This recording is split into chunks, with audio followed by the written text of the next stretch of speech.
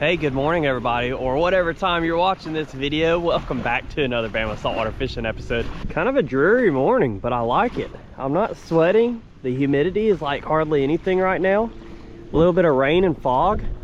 I love fall time. And right now I'm just doing some simple bank fishing like what we've all done, how we were raised fishing, how I was raised fishing. I didn't have a boat or kayak growing up. I walked the bank with just the cheapest rod and reel that we could barely afford at the time with some lures in my pocket. I'm gonna start out by throwing this Yo-Zuri Top Knot pencil. It's in that new color, really good looking color, especially for our bay water like this. So I'm gonna quit my yapping because nobody likes to hear a bunch of talking, and we're gonna get right into some fishing. Like I said, I'm throwing this Yo-Zuri Topwater 30-pound monofilament leader, because mono practically floats versus fluorocarbon. Fluorocarbon, a lot of times that nose is going to die.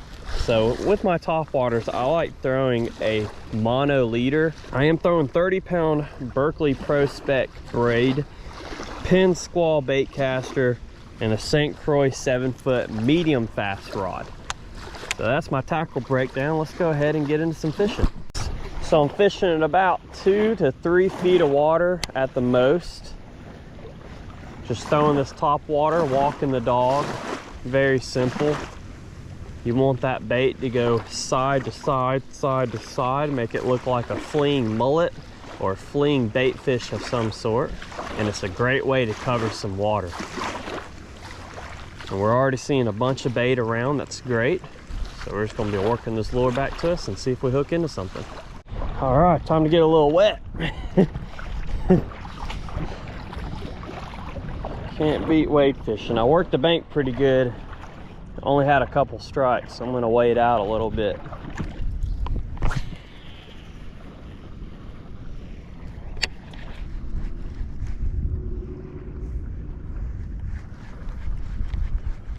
Oh, it's trying to hit it, come on. Oh, there it is. First one of the morning. There we go. It's not a giant. Oh, but it's a fish on the Topwater. There we go. It's not a bad trout, actually. So not a bad one on the Yo-Zuri Topwater. Let's get it released. All right, buddy. Sorry to get that many hooks in you. There you go. You got it. And it is off. That's awesome. What a fun time. You want to handle those fish with wet hands, and you want to handle them as least as you can. You know, I actually have to touch that fish to get those treble hooks out, but that fish, as you saw, swam off healthy. I'm so excited because it was a full moon last night. The day after a full moon, fishing is usually really bad. I'm just happy to get one on top while wade fishing. I'm going to switch lures to this little Z-Man 5-inch curly tail. This is the Z-Man Matadors on a 1/4 ounce eye strike jig head by Z-Man as well. Try that. And this, I'm just hopping on the bottom.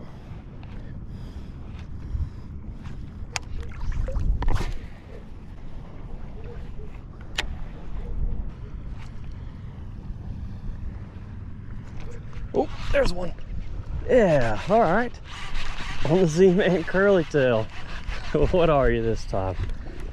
Ah, big croaker. That's a nice sized croaker. You could actually eat that one too. That speckled trout and croaker would make a nice meal if I was keeping fish. I hate that I gill hooked him. Yeah, hopefully he survives. There we go. Get him back quick. He didn't bleed out too bad. A lot of times they'll just grab it on the tail, but that little eye strike jig head, I love having that big target right there. It gives them a chance to actually get the hook a little bit better. I just carry a few of the jig heads and then the lures in my pocket, and it's got croaker already on it. You can see how much action this thing has in the water. It's crazy. And it's actually pretty durable too. So we're gonna get this lure back out and see if we can get another one.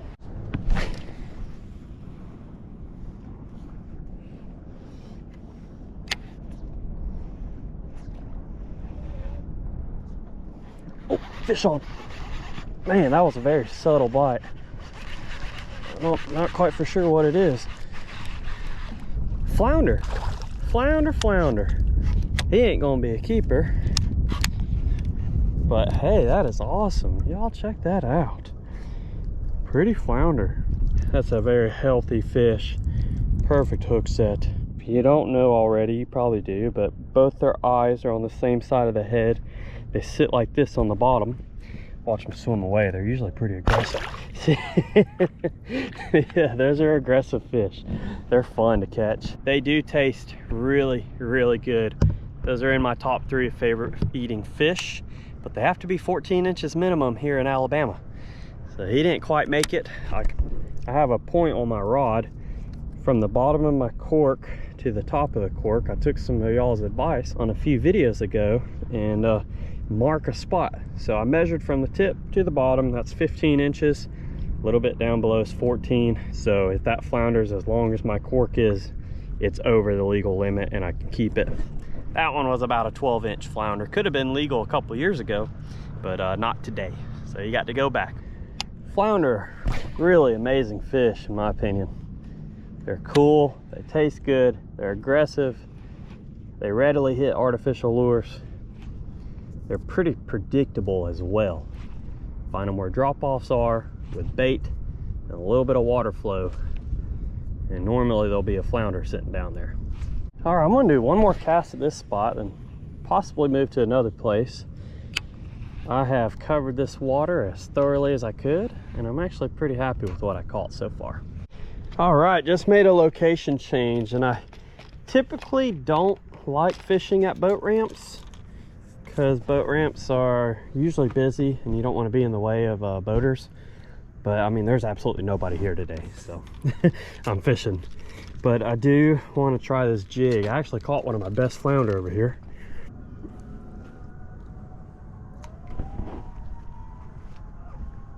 Oh, there's one. There's it's not a flounder, it's a lizard fish, but that was kind of cool. Another species of the day. This is a lizard fish. They do have teeth, so you want to watch out. They don't hurt you that bad, but they're kind of funky looking, and if you can see why they're called lizard fish, they look like a lizard and a fish mixed together. Very bony, not good table fare, but they are fun to catch. So we're gonna let it go, but check out that. That's a mean look on them.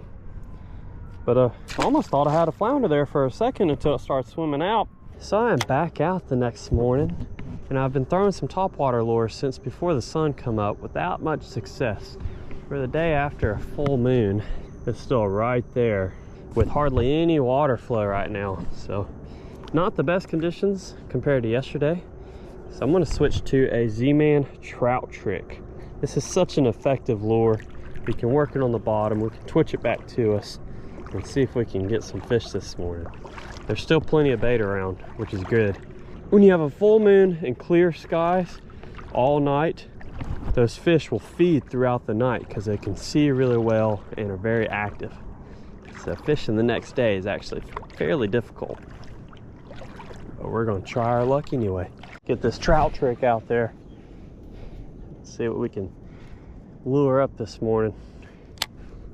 Oh, as soon as it hit the water. Trout trick's very effective. Cast it out, let it sink, point your rod at it, twitch. Rinse and repeat. Reel in your slack, point your rod at it, twitch. You can even do a double twitch if you like. This is such an effective year-round lure.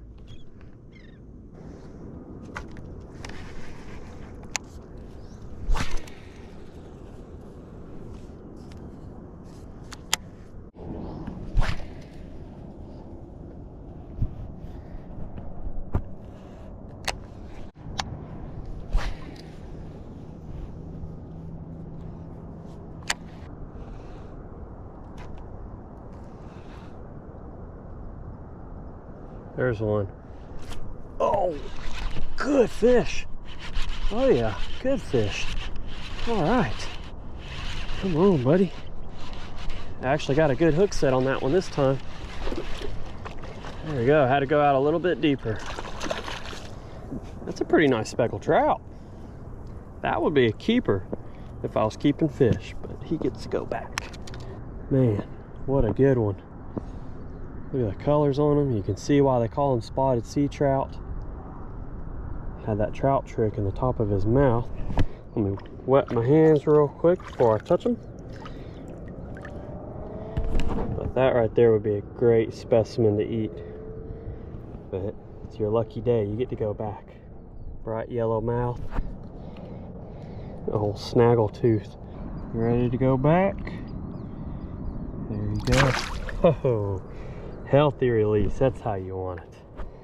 Whew. Man, I was about to give it up. It's been a slow morning with that full moon. Pulled out the bad shad, Z-Man trout trick. Oh, those fish are so cool. And they're actually not in the trout family. Like, they're not related to brown trout or rainbow trout. They're actually related to drums. So redfish, croaker, whiting, black drum, speckled trout or spotted sea trout is a drum. So when you catch one like that one, you can hear it drumming. It's so fun when they hit this lure too, because it's like, it reminds me of bass fishing. You know, you get that thump, and then you can kind of rear back and set that hook as much as you want. Unlike when you're using circle hooks and stuff, you really just start reeling. Using lures, you can go back to your freshwater roots and pull old Roland Martin or Bill Dance on them if you want.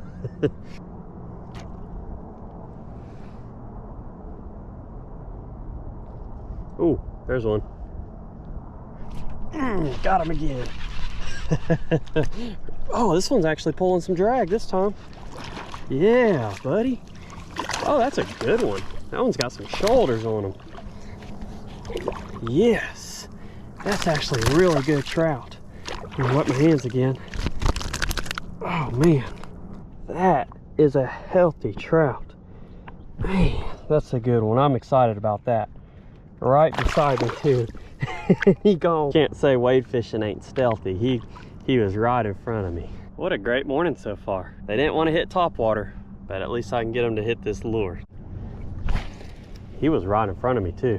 So I would have 2 legal speckled trout on a stringer if I was keeping fish. But let those go back so I can come back and catch them, or one of y'all can come back and catch them.